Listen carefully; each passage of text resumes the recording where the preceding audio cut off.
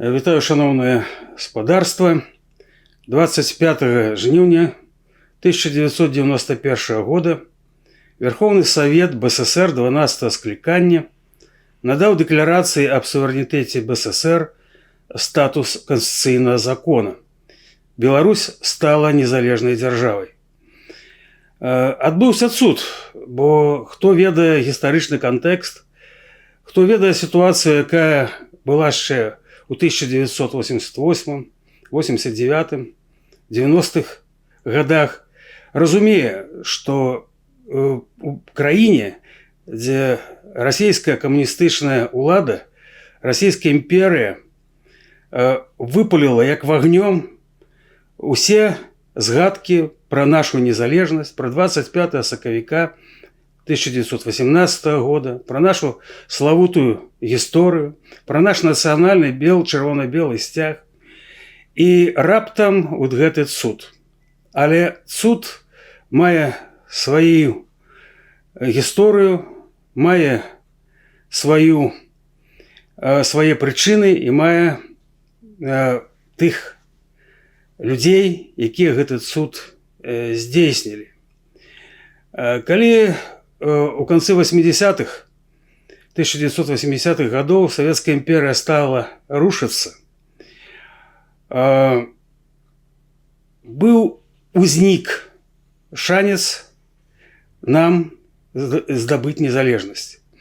Але для того, каб гэта зрабіць, трэба было, каб былі людзі, якія неслі ідэю незалежнасці, каб былі людзі, якія гатовыя былі ахвяравацца дзеля незалежнасці і рабіць вот ахвярную працу. Дзякаваць Богу, так атрымалася, што гісторыя дала нам Зенона Пазняка, чалавека, які все зрабіў, каб стварыўся Беларускі народны фронт, палітычная сіла, якая паставіла мэтай здабыццё незалежнасці. Чалавека, які раскрыў праўду пра курапаты, што было ударам, шокам для беларускага грамадства. І ад гэтага пачалося фармаванне той беларускай незалежніцкай сілы, якая ўрэшце рэшт незалежнасці дамаглася.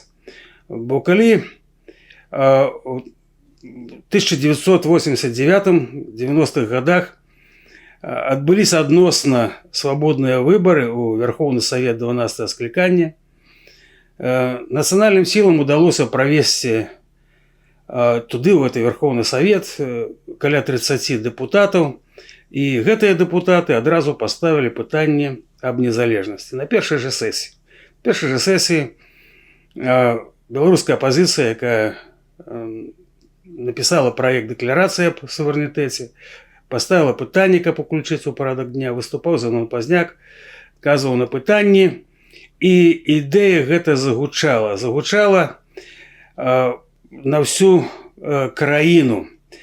Сталі фармавацца структуру Беларускага народнага фронта, сталі ладзіцца масавыя мерапрыемствы, людзі выходзілі з плакатамі пра незалежнасць, пра тое, каб забараніць злачынную камуністычную уладу.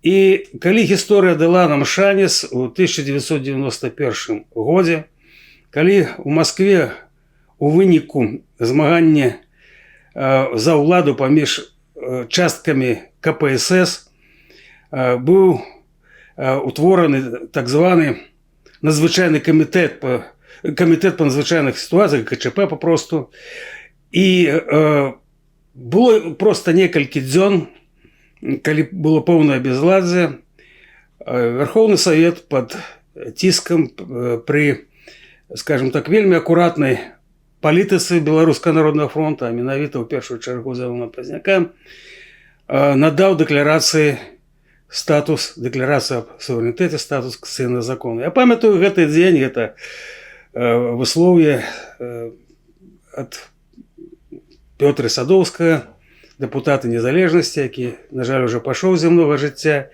які тады сказаў, што мы былі гістарычна шчаслівымі. Ну, гістарычна, не гістарычна, я сапраўды адчуваў тады пачуццё шчасця, якое адбілася вот это на ўсё жыццё. Я памятаю свае думкі, я памятаю картинки, калі мы выйшлі на плошчу незалежнасці. Нас сустракалі людзі віталі нас, людзі віталі незалежнасць. І мы разумелі, што тое, што мы зараз зрабілі, гэта надзвычайная з'ява, і не так все просто будзе і наперадзе. Мы таксама і гаварылі гэта і разумелі гэта. Але самае галоўнае, што было зроблена: Беларусь атрымала міжнародны статус. Яна як незалежная дзяржава, она была прызнаная шэрагам дзяржаў адразу, потым наступнымі дзяржавамі, увайшла ў структуры міжнародныя. І тое, што адбылося потым у выніку маскоўскіх дзеянняў, да ўлады у Беларусі быў прыведзены чужы антыбеларускі прамаскоўскі рэжым.